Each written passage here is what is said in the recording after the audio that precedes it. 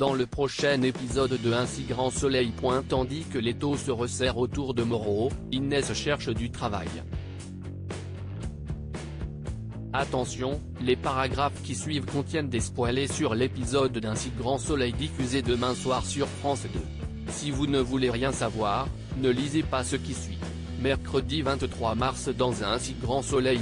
L'étau se resserre autour de Moreau bien qu'elle soit soulagée d'avoir évité la détention provisoire. Anissa est en revanche consternée que la justice la voie comme une criminelle. Toutefois, Florent n'est pas inquiet. La police n'ayant aucune preuve, l'avocat sait pertinemment qu'il y aura un non-lieu. Il demande donc à sa cliente de garder espoir. Pendant ce temps, Liane et Élise veulent absolument arrêter le complice d'Erwan et convoquent Yasmine pour les aider. Malheureusement, la mère de famille ne se souvient de rien qui puisse faire avancer l'enquête. Élise liste donc les dates et les lieux de chacune de ses rencontres avec Moreau. De son côté, Florent a trouvé le contact d'un confrère qui a défendu deux dealers avec qui Léo travaillait. L'avocat compte donc l'appeler afin de savoir s'il y a un lien avec Erwan. Non loin de là, Yasmine retrouve sa fille à la sortie du commissariat. Toutes les deux émues, elles se prennent dans les bras avec soulagement. Bien qu'elles ne soient pas encore tirées d'affaire, elles se promettent d'être là l'une pour l'autre. À l'hôpital, Janet apprend que Yasmine volait les clés des propriétés des patients sans pour autant savoir ce qu'elle faisait avec. Les faits étant très graves, la directrice de l'établissement est dans l'obligation de prendre des dispositions et le licenciement pour faute grave n'est pas exclu. En parallèle, le commissaire Becker fait le point sur l'enquête avec ses équipes.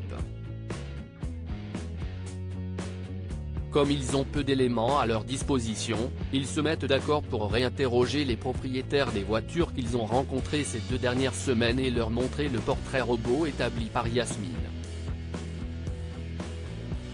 Les policiers espèrent ainsi retrouver le complice d'Erwan. La nuit tombée, Moreau rencontre un surveillant de prison qui lui transmet un message de la part d'Erwan.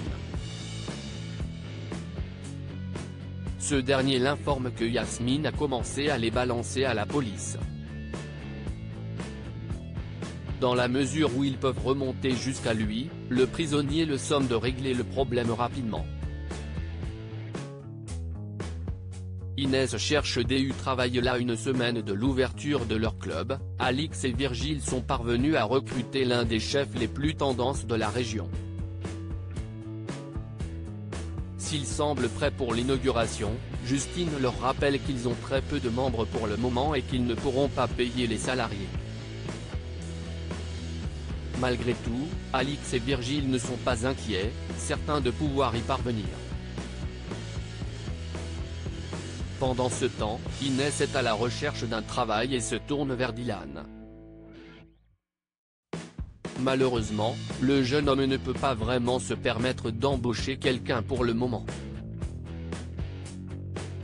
Ayant entendu dire que Virgile montait un club, il enjoint à déposer une candidature plus tard. Inès se rend au Senso où Virgile et Alix lui font passer un entretien. Si elle reconnaît qu'elle n'a pas d'expérience en tant que serveuse, elle se montre toutefois très motivée.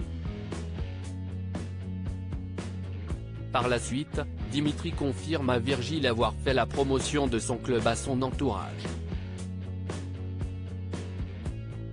Même si beaucoup de personnes semblent intéressées, elles n'ont malheureusement pas encore adhéré au club.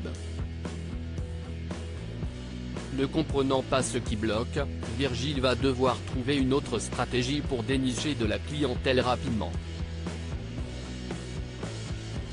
Non loin de là, Alix déjeune avec Laetitia et lui demande de faire la promo du Senso auprès de ses clients aisés. Elle aimerait lui rendre service mais selon la rumeur, le Senso serait un lieu sulfureux. La banquière ne veut donc pas entacher son image professionnelle. En parallèle, Inès annonce à Gary et Henrik qu'elle a peut-être trouvé un travail de serveuse au Senso. Les deux hommes ayant entendu parler de la mauvaise réputation du club, ils poussent la jeune femme à se mettre en quête d'un autre emploi. Excédée, elle s'en va. Dans l'après-midi, Alix et Virgile tentent de trouver une solution pour attirer la clientèle. Si ce dernier envisage de faire baisser le prix de la cotisation ou encore des consommations, Alix se refuse catégoriquement. Virgile a donc une autre idée mais craint que cela ne lui plaise pas.